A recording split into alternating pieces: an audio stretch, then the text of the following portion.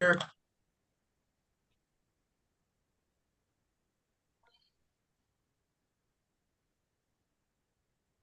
thanks everybody.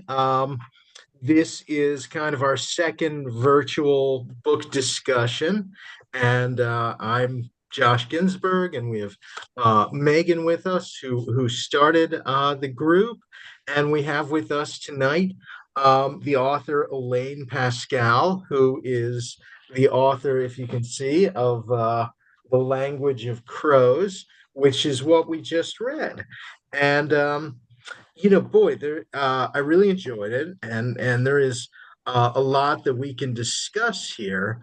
But let me ask first, Megan. I know you've been working on a lot of different things. I don't know if you had a chance to get through it, but if you did you have any questions or any thoughts?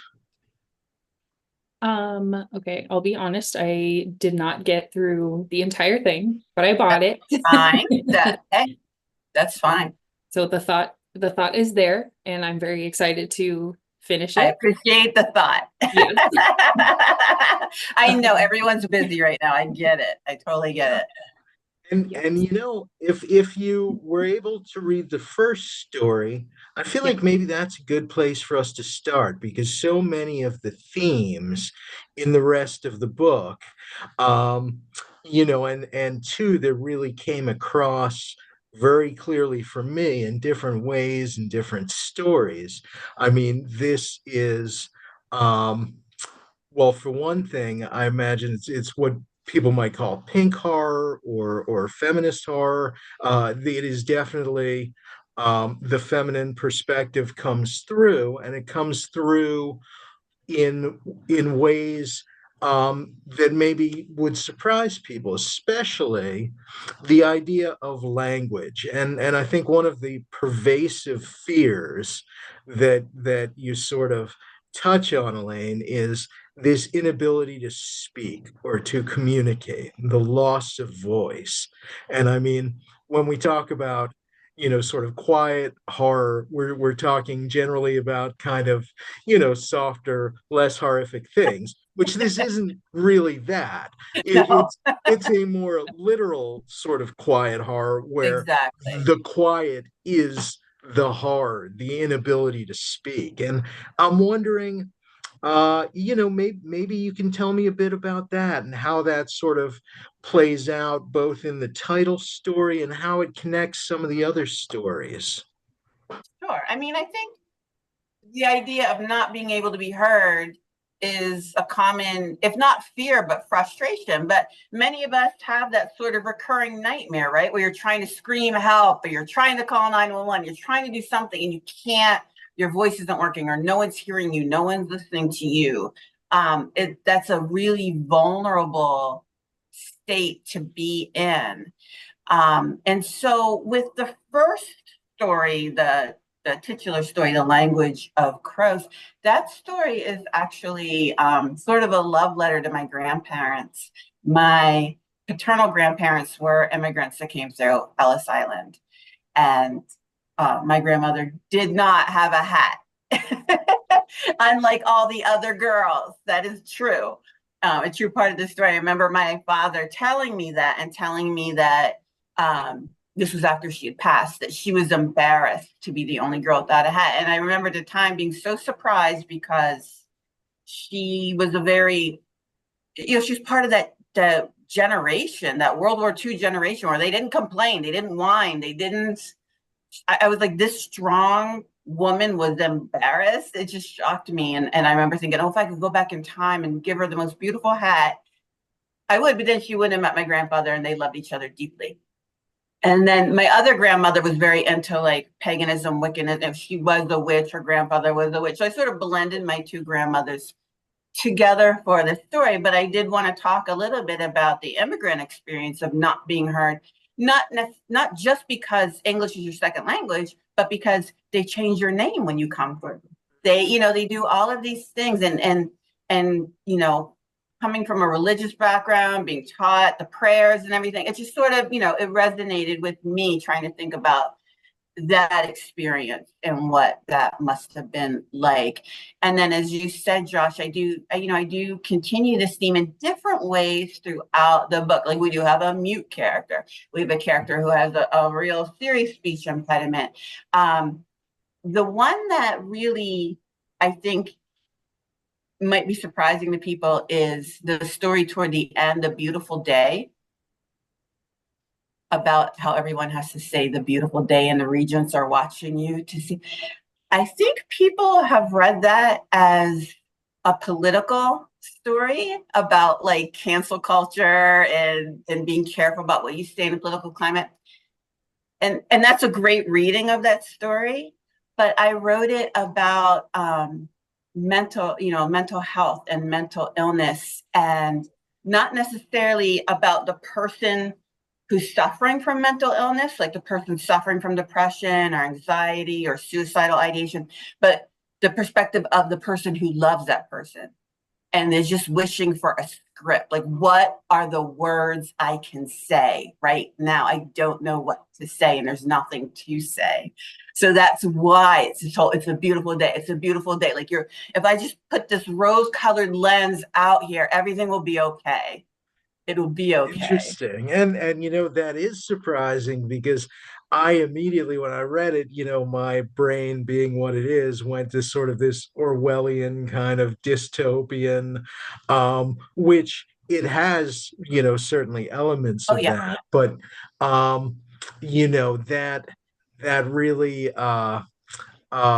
opens up kind of a whole other perspective on it, how we hide our or depression or our whatever issues we have behind these sort of smiles of like a beautiful day, and kind of tiptoeing on what we can and can't say. um that's great. um And I do and write a lot of dystopian stuff, and I don't know why. I had well, a I friend say mean, it to me once. They're like, "Why do you do that?" I was like, "I have no idea." yeah, I mean, have you looked at a headline? I don't know. I think it's kind of understandable myself. Mhm. Um, and I too have done the dystopian thing. And also, my family came through Ellis Island as well. And my dad, now it's hard to tell if he was being serious or not half the time, but he told me that when we came over originally, we were Berenbaum, and the guy just couldn't pronounce it, so he said, you Ginsberg, get out of here, on to the next. Um, Wow. but I mean that happened all the time, and Yeah. and that fear of being misinterpreted and language being a literal language barrier preventing people from getting ahead. And again, to sort of bring this back to current events where immigration is really kind of front and center. Was that part of your thinking in including this in the story and releasing it when you did, or was that kind of happenstance, That was or coincidence. That was okay. happenstance. I was actually, I think at the time when I was writing the story, I was thinking more of a relief of like, wow, we don't have, for people today, we don't have that pressure to anglicize yourself. Like my grandparents were very English only. Their children would only speak English. It was very, whereas today, most of us tend to be more welcoming, or and really value and appreciate people who are bilingual or have and people who speak accented English, or and that's okay. We tend to be a little more accepting of that, and it's not such a barrier. But again, as you said, then we had a new a new regime come in, and I don't know what that's going to mean. Yeah, yeah, none of us do. Right? Um, and so that there was another theme here too, uh, in that first story that also gets woven throughout, which was the involvement of animals and the inhuman. And I mean, in this story, of course, the crows are sort of the messengers, and they've got their own agenda, but they have an arrangement with with the women who know how to speak their language. And again, I wonder about the significance of that. Obviously, crows and mythology have a long history, and witchcraft, and I think you also mentioned cats and other animals in here, and of course, cats later play a major role in a story that I just loved, which was the collector's cache. The Um, big that cat. was Yeah. that was really fun. But maybe let's talk about the way, there's Good Dog with the dog in the back seat that is not a dog. There's the Beasties and the Emperor's Shell. There's the tiger in the Tiger Bride. So we have a lot of animals here. How do those kind of inform these stories? And I wonder about your connection to that, and that being a theme.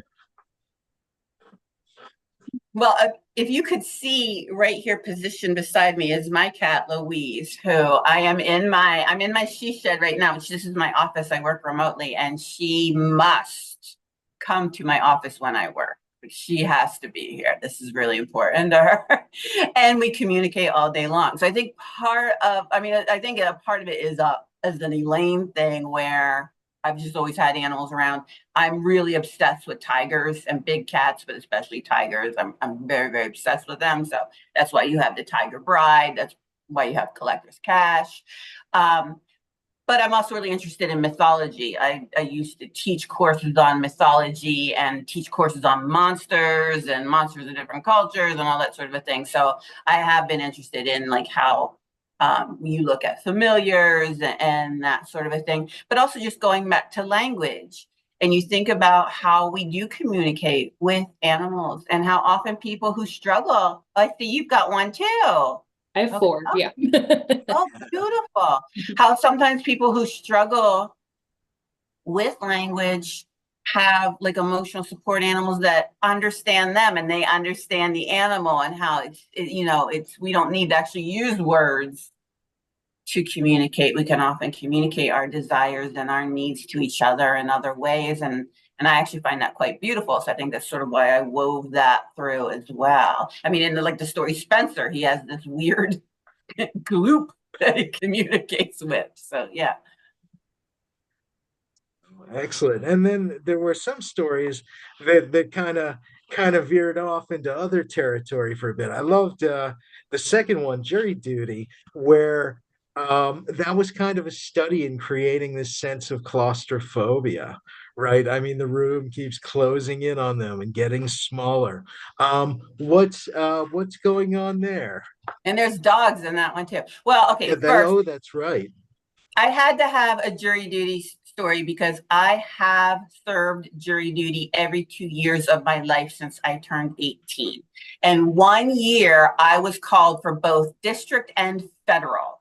And I thought, yes, you can't call me twice in 1 year. And I was called for district and then I was called for federal. And I was like, ha ha ha. And I called them. I'm like, no, you can't. I just served district. They're like, oh, oops. If it had been the other way around, we could have excused you from district. But district doesn't excuse you from federal. You still have to do federal. So I just served twice in 1 year at one point. So yeah, y'all, I am your jury Jesus. The reason why you're not being called is because I'm serving for you. You're welcome. I'm the person who goes every single time. So I was like, I have to write a story about jury duty because it's such a huge part of my life. What's But the yes, this probability? idea, what's that? What's the probability of that? I don't know. I should like do lottery tickets or something. I'm really. Um, but yes, the idea of that claustrophobia, again, there's that sense of we also in that story have someone whose English is very broken, and then we have someone who's trying to understand and understanding through telepathy and all these different means. So, but I like that idea of there's pressure on in this case, and then also that feeling of the room just closing in, like that bizarro fiction where the room is like literally closing in on you while you feel like it's closing in on you because you have to, say something about this case. Yeah.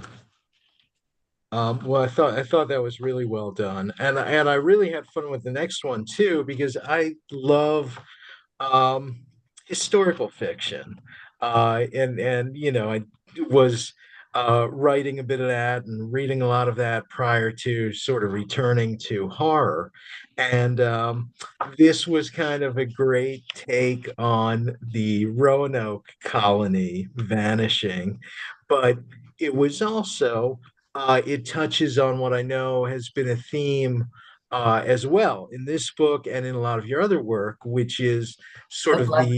the monstrousness of female appetites or hunger.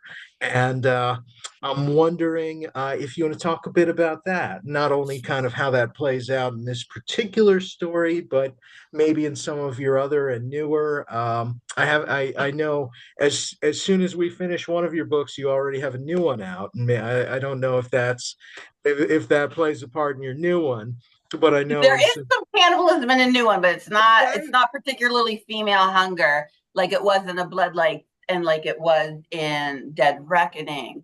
And I think you and I have talked about this before, Josh, that when I was writing the Bloodlights, at that time there was rumor that Doritos was going to come out with a very special women's Dorito that would not leave cheese on your fingers and it would be quieter than the male Dorito, so we could be demure while we're snacking. And that irritated me to no end. I want to be messy and I want to be loud when I eat. And I thought, what is so wrong about me crunching into a chip? What's so offensive about that? And I started thinking about how our society really isn't a fan of female hunger. Like we're not really supposed to be too hungry, and not just for food, for power, for sex, for money. We're just always supposed to be that like demure, passive person. Now, this Roanoke one, I was just really interested in history, and I was interested in Roanoke and like what happened to those people and the carving, on the tree and everything, and like what did all this mean? And I started thinking like, well, what if it was a curse? What if that's what happened to them? And that, and sort of that built on from there. So it's sort of that combination of those two ideas. and then the next one also combines kind of two ideas I was just thinking about in that with Feed the Beast, finding your voice unleashes a whole new sort of hunger, or vice versa. I mean, they're connected as this sort of siren curse takes hold. So that was fun. Um, That's and actually a vampire story. I don't know if people realize that. As I said, I'm really interested in mythology and monsters from different cultures and why we have specific monsters that are tied to a culture, like what it says about that culture and that culture's fears. These monsters sort of act as, a messenger for that culture. And then I'm also interested in cultures that at the very beginning of time shared monsters even though they didn't communicate with, like we had British dragons and Chinese dragons. Why did they both have dragons? They weren't communicating with each other. I'm sort of interested in all of that, and I've done a lot of like research into that. But this one is based on, there are vampire, they tend to be women vampires, female vampires, in the Philippines and Malaysia. And when they attack, they separate the top of their torso from the bottom and their intestines hang out, and they have like this long proboscis thing that they use, and they often attack pregnant women and suck their blood. And I was just really interested in that creature.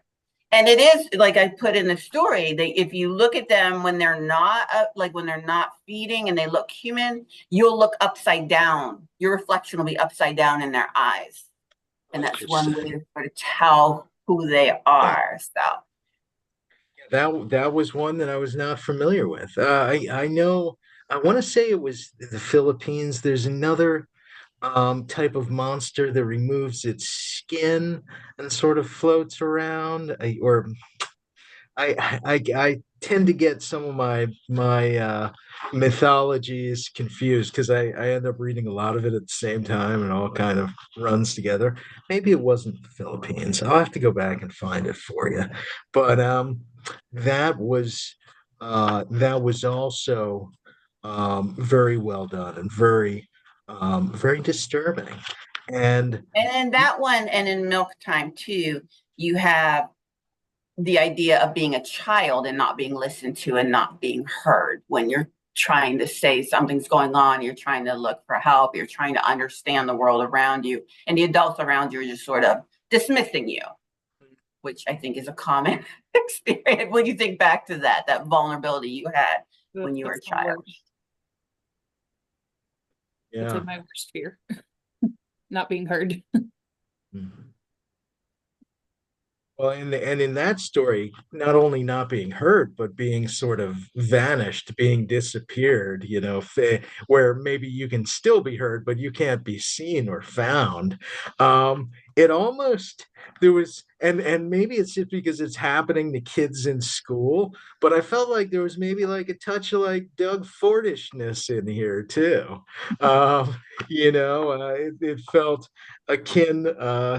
To some of his stories. But that whole being made and being treated like a child, being served the milk, and then you vanish, was really creepy and good, and leaves you feeling very weird and uncertain about kind of where are they going and what's happening to them, and or do the parents all seem to know when it's going to happen because they go away for a few days, and um, Well, I thought that was. middle school was kind of brutal, wasn't it? That's Yeah. what I Like, presented. what's I And don't understand. I in mean, our middle honestly, school, I still feel that way most days, but our middle school had a similar setup to end the story where like you knew like the smart kids were in 7A and 7B and and then it was 7C and 7D. And so like you were placed in this really obvious way in courses, which I mean, I was fortunate. I was always in the top classes, but I always thought about the kids in the lower classes and thought, how discouraging for them to be yeah, like, especially if it was called something like rounded scissors. I mean, that was like you're not fantastic. smart, so here you go. Like how Right. when you're 13, like there's still plenty of potential for you. You're developing, you're growing, you're like why are we telling them like, you're a loser, forget it, at Right. 13? It's horrible. Yeah, my middle school was like that too. We were either the red or the gold, and it was like we all knew what it was. Like you're not being sneaky. I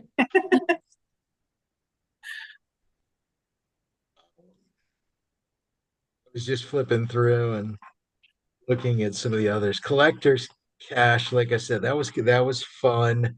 Um, and it made me think of The Skins of the Fathers by Clive Barker a little bit, where you've got this just massively underprepared sort of group of humans chasing things that they really shouldn't be chasing after, that they don't understand, that they're just getting themselves into all sorts of trouble. Because as we learn in this story, they just don't know when enough is enough. But tell me about maybe the backstory on this one. Well, that very much Collector's Cash, and The Will, both of those are very much based on like where I grew up. So we had a plot. We had, every town has it, the place where the teenagers hang out and get into trouble and whatever. And this is sort of a continuation of like, so what happens to those kids after high school, but they really haven't advanced from high school mentally. They're still very much there and still playing the roles that they played in high school. And So I have severe hearing loss and I wear hearing aids. So I also did want to do a story where a hearing aid became a weapon because I wanted to explore that. Like, well, what would that look like? How would that work?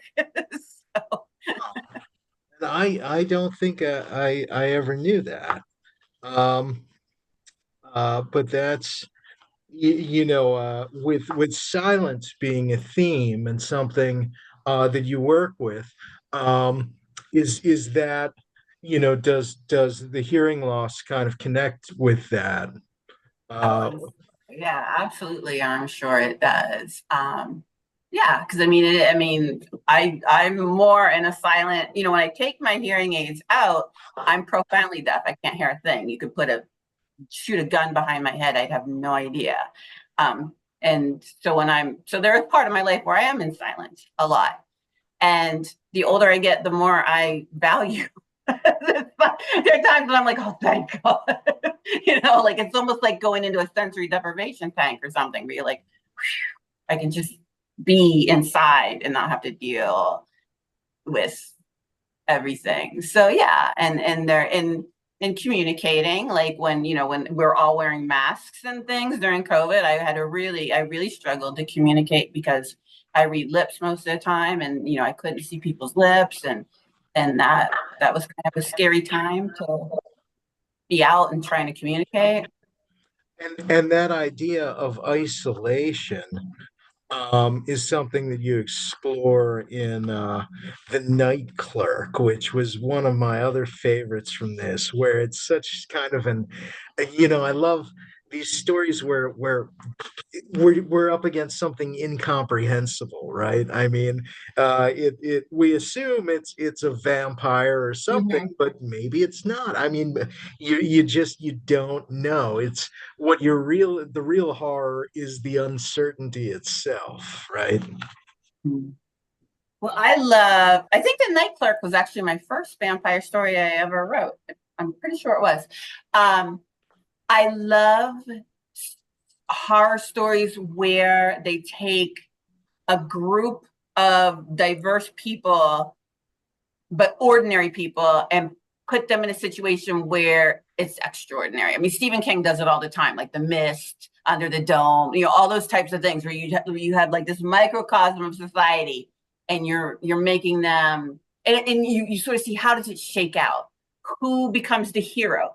Who sort of becomes the villain of the group? How does it all work when they're faced with this really horrific scenario? So I really love that in horror. So this was me sort of playing around with that by having them locked in that room. They don't really remember how they got there. They don't understand what the voice is talking to them, and they're trying to figure it out. It felt to me like how M. Night Shyamalan would kind of do a vampire story because it's the Ah, vampire story without the actual vampire in it, right? yeah, he's off Um, stage. Yeah. and so I mean, all throughout your work, there's touches of that, Shyamalan-esque. There's influence of Stephen King. There's touch of Barker. There's definitely some Shirley Jackson going on. Um, what else, when you look at this collection in particular, are there and especially for people like me who always love to delve deeper. Um, are there, what were some of the things that influenced you? Were there other authors or books that you think people who enjoyed this collection might want to go take a look at? Well, I mean, you hit on quite a few of them. Clive Barker was a hero of mine from when I read him probably when I was too young to be reading him, but I still did. And same with Stephen King. My parents were very they're like, hey, as long as you're reading, they really didn't censor what I read. They were just like, go ahead, go pick out whatever books you want. So I did read Stephen King, Clive Barker from a very young age, Shirley Jackson, obviously. Um, a big influence is Flannery O'Connor. Hmm. And when I went to college, I majored in creative writing as an undergrad. And I think I told you this, Josh, that I had faculty who, we had writing faculty who would mentor us. And I had a faculty member pull me aside and he said, you're a good writer. I want to save you from being published in Alfred Hitchcock magazine. And I was like, but I my don't think I dream heard is to this be one. published in Alfred Hitchcock. Are you kidding me? So a lot of the faculty were very much against horror, and they um, said it's very formulaic, and other, which just shows that they weren't exposed to it. They weren't reading it. They didn't know. But then they would say to you, "Well, write what you know. Write what you know." And I thought, gosh, I don't know anything. I'm 18. What do I know? I don't know. And then I read Flannery O'Connor, and I was like, oh, that's what that means. She took what was going on around her and twisted it into this Southern Gothic. And that's like the will. The Goat Man was a big myth where I grew up. And the Goat Man appears in other books of mine because he was such a big myth for us. So like he's in the will, and Old Man Wishart was a person that I grew up, like these people were like, they're like, oh, I get it. Take what you know, like base some things on things that are familiar to. There were parrots that lived next door to me that would say happy birthday and whistle and make cat calls when I would walk out. I'm not saying they're parrots. They weren't making cat calls, but they were trained to do that. I'm not saying they were doing that to me. And like they weren't perverted parrots. It was supposed to be funny and cute. But you know what I mean? Like so she was a huge influence on me. I also think she's just one of the greatest writers. She's such a dynamic writer, but really that like light bulb went off by reading her. I was like, I get what they mean. They mean take what's familiar to you, but make it fantastic. Make it better than what's really going on around you. Make it more interesting than what's really going on. For me, who had that effect, and I recently kind of thought back to a story of his I must have read 30 years ago, was F. Paul Wilson. He wrote, The Keep and The Touch and a few other books, but a lot of his short fiction was really just scathing, brilliant social commentary. And he wrote this short story called Lipid Lagging about people who are bootlegging, they're making their own eggs and cheese and stuff because the government is regulating how many lipids you can have. And I forget what even happens in the story, but I mean, it's like people making like bathtub gin, right? Except like made churning your own butter is this like real criminal enterprise. Oh, wow. And that was so clearly reflective of legislation that was either happening or pending at the time. Um, and so I kind of channeled that recently in a story that I think will be coming out this month. Um, but it's amazing to see how people, whether it's Flannery O'Connor or F. Paul Wilson or anyone else for that matter, is able to sort of take current events or things around them and just give them a little twist so that you look at it from that different angle. Um, and speaking of looking at things from a different angle, so like I said, this collection, um, this is kind of technically what your second or third collection of short fiction now, or is this Yeah. So if nothing else, See, We've Enjoyed the Fruit was my first. okay? Yeah, I believe you'd call this my second collection of short stories. Yeah, correct. Got it. Because I know the Kitchen Witches was kind of different stories or novellas that were kind of tied together. That one I've read, but I haven't read your new one, and I'm wondering if maybe you tell us a little bit about that. Okay, that one's called The Solstice. I'm wondering if I have a copy I can grab. I would love to show the oh, you know what I can do? I probably have a picture right here. I can grab it. It's called The Solstice, and it was published by Journal Stone. And it's also written from a lot of different point of views. I don't know why I do that so much. And I promise I'm going to really try to stop doing that and be more serious and like write a serious novel and stop with all this stuff that I do. But I do like to do that. And this one is sort of, there it is. Can I just show this really quickly? So that's the cover, which I think is really beautiful. Yeah. And the cover really brings in like all these different stories, but it's about there was a really bad hurricane that wiped out access to an island, and We have this sort of group that's taken over. Again, how does it all shake out? We have this group that's sort of taken over the island and is terrorizing everyone and making them participate in these solstice ceremonies where they hunt them down. And it really becomes this sort of war of attrition between all these groups to see, like who's going to survive and who's not going to survive.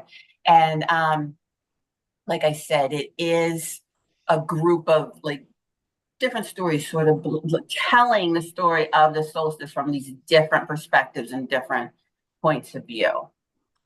I certainly don't object to telling stories from unusual or multiple perspectives. And when you're exploring the horror of group dynamics, and let's be honest, a lot of groups are just really horrific. I mean, you put us all together in an enclosed space or on an island or, in a room with a weird vampire voice or whatever the circumstances. Um, things fall apart always, right? In Right. groups. I mean, if we've learned nothing else from all the zombie apocalypse movies, it's like groups fall apart. Um, so I And I think certainly it's interesting too. I'm always interested in storytelling and the fact that like you could have multiple people experiencing the same thing and they're all going to tell a different story. That's right. We filter it through our perspective and through our past and all of that. So it's always interesting to see how. I mean, the Kitchen Witches was similar, right? Where you had these Mhm. different. The bracelet party was the thing that went through all three stories, but the narrator of each story had a different feel about what happened at that party. It's a little bit uh the film analogy, I guess, is kind of like the usual suspects, right? Where you're not Uh-huh. sure. There's certain elements that are shared among the different stories, and certain things you're sort of like, you don't know how reliable it is, and how much of it is subjective, objective, or just sort of storytelling, really. But that being said, yeah, that. Um, I'm excited to check out your new one as well, Thank and you. to go back God, it's been a long time since I read any Flannery O'Connor. I did read Wise Blood a Oh, long I love time Wise Blood. ago. Yeah, and people don't realize parts of the film were actually sampled in the Ministry song "Jesus Built My Hot Rod." There's a little bar trivia for everyone. Um, Wow. yeah, right. Little. So anyway, that was off the rails. But Megan, did you have any questions, or Elaine, do you have anything else that you wanted to share? Anything that I didn't cover? I'm excited to actually finish it now. It sounds very exciting. Um, Thank you, Megan. I appreciate yeah, no, I should have taken the time to read it. Now I'm that. No, And no I pressure. would like to say the cover when you publish when you do not self-publish, you often don't have a lot of control over the cover. But they were kind enough to say like, what are your thoughts? What are you thinking? And so they showed me this without knowing anything. They showed me this cover, and the woman does look like a blend of my grandmother's. Like if my Oh grandmother's wow. were, yeah, I was shocked when I saw it. I was shocked. I was like, oh my gosh, she does sort of resemble like if you put the two of them and if the two of them had a baby somehow together, two women, that's what it would look like. So that was really cool to me that somehow that the universe made that happen. Great cover. It is memorable. I do love the cover. Yeah. yeah.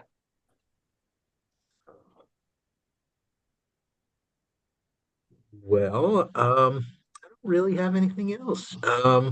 Here we go. One final question for you, because you mentioned mythology and monsters.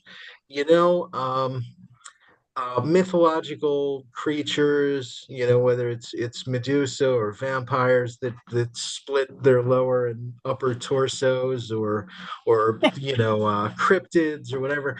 A lot of them get a really bad rap, and so sometimes it's deserved. But is there a particular monster or creature from mythology that you identify with, and why? Wow, that's a really good question.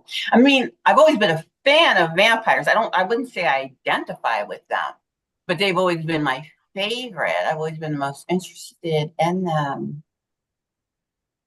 Gosh, maybe maybe the swamp ape from Florida, because I you don't see me often.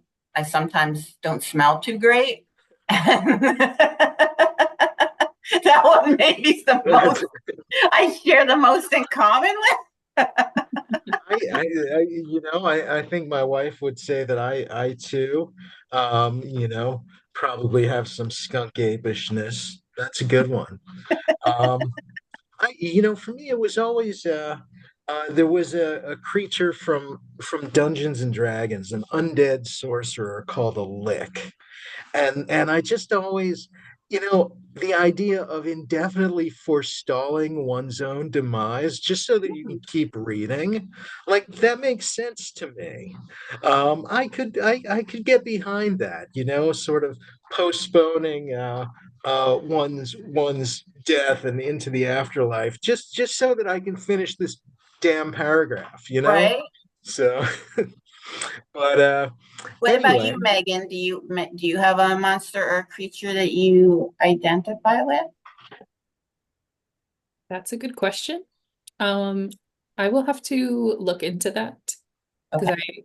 yes, I enjoy cryptids and all that stuff a Oh, lot. So you I want to do? have a good answer for you. And there's a lot to choose from. I'm I I'm kind know. of That's the problem. There's so many. I'm team Snallygaster all the way. And if you're not familiar with that particular one, you should definitely check it out because it is really weirdly different. And fun to say. So yeah, Elaine, thank you so much for Thank joining us. you. I don't This was think I wonderful. Yeah, do you have anything else, Megan? I'm out of weird questions here. I don't think so. I wish I had more questions, but this was awesome. Thank you so Yeah, much no, for that's coming. fine. You've asked some really great questions, and it was nice. I haven't like looked at the language of crows for a while, so it was nice for me to revisit it and rethink about take myself back to what I was thinking when I was working on it. So I really appreciate this. Well, thank you, and to everybody who might be watching this afterwards. People I'll from the make this. future. Yes, people who aren't here now, but will be. I plan to share this on the in the group, and I'll probably post it publicly on my what is it? Uh, oh, all of my various interwebs and doings, so that everybody can see it. But we'll be choosing another book soon, and I'm sure we'll get your new book, The Solstice, into our lineup. And that's it. Thanks so much for joining Thank us. you. Thank you so much. All right, take care, everybody. Bye.